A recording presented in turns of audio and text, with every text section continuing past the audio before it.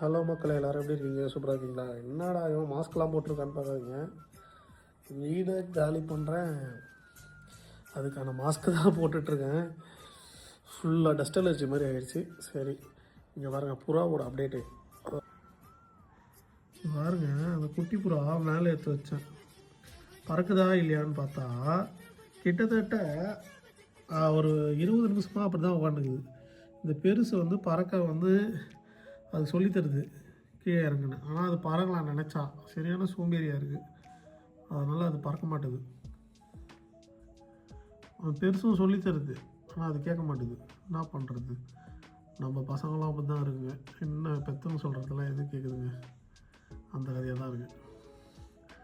பாருங்கள், அப்படி நட அப்படின்னு ஒரு 2 அடி கூட எடுத்து வைக்க மாட்டுது.